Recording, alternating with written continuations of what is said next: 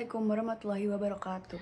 Perkenalkan, nama saya Bunga Ayudia dengan NPM 2410103011 dari Rombel K1 Prodi Manajemen Universitas Tidar. Di sini saya akan menjelaskan tentang pemimpin di masa depan. Pemimpin masa depan bukan hanya soal jabatan, tapi tentang bagaimana seorang menghadapi tantangan, beradaptasi, dan memberi dampak. Salah satu contoh nyatanya yaitu Ibu Rina Fitriani, yaitu seorang kepala sekolah di SD Negeri Magersari 3, Kota Magelang, yang kisah kepemimpinannya menjadi cerminan nyata dari karakter pemimpin masa depan. Perjalanan Ibu Rina Fitriani ini menjadi pemimpin dimulai bukan dari ambisi pribadi, melainkan dari keterlibatannya dalam program guru penggerak. Pelatihan selama 6 bulan bukan hanya membekalinya dengan pengetahuan teknis saja, tetapi juga menumbuhkan kesadaran akan tanggung jawab besar yang ia emban. Dari ketidaksiapan awal, tumbuhlah motivasi untuk membangun karakter siswa dan membangun sekolah yang lebih baik.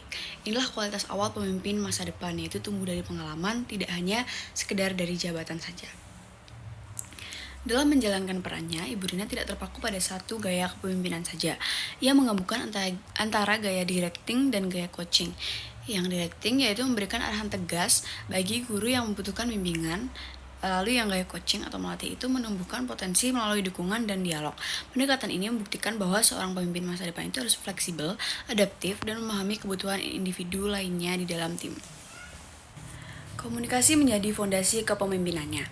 Ia membangun hubungan yang sehat dan terbuka dengan guru dan staf melalui berbagai saluran seperti koordinasi pagi atau disingkat KOPI, supervisi akademik dengan pendekatan coaching, serta forum refleksi dan komunitas belajar.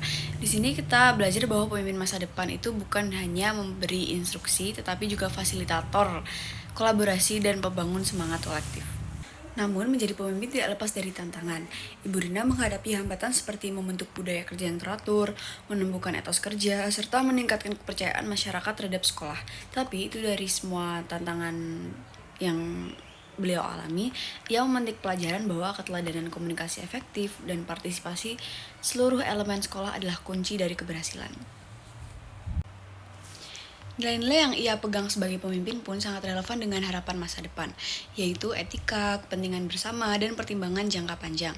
Ia menyeimbangkan ketegasan dan empati dengan membangun kesepakatan bersama, serta menumbuhkan kesadaran akan tanggung jawab pribadi dan profesional. Pemimpin masa depan itu harus mampu membuat keputusan dengan hati nurani, bukan hanya dengan logika saja. Pesan terakhir dari Ibu Rina sangatlah penting bagi generasi muda, yaitu asahlah soft skill, karena kepemimpinan bukan sekedar mengatur, tetapi tentang menginspirasi dan melayani. Seorang pemimpin sejati adalah mereka yang mampu menjadi teladan, berkomunikasi dengan empati, dan berdiri kokoh di atas nilai-nilai moral. Kisah Ibu Rina adalah bukti nyata bahwa pemimpin masa depan tidak dilahirkan secara instan. Mereka dibentuk oleh proses, pengalaman, nilai, dan kemauan untuk terus belajar. Kepemimpinan bukan tentang posisi, tetapi tentang dampak. Dan di masa depan, dunia lebih membutuhkan banyak pemimpin seperti itu, yang tidak hanya memimpin, tetapi juga membangkitkan potensi orang-orang yang ada di sekitarnya. Kepemimpinan bukan soal menjadi hebat di atas panggung, tetapi tentang menciptakan perubahan di sekitar kita sekecil apapun. Pemimpin masa depan dibutuhkan bukan hanya di kantor, tapi di sekolah, di komunitas, di rumah, bahkan di antara teman saja. Kita semua bisa menjadi pemimpin jika kita mau belajar, peduli, dan berani mengambil tanggung jawab.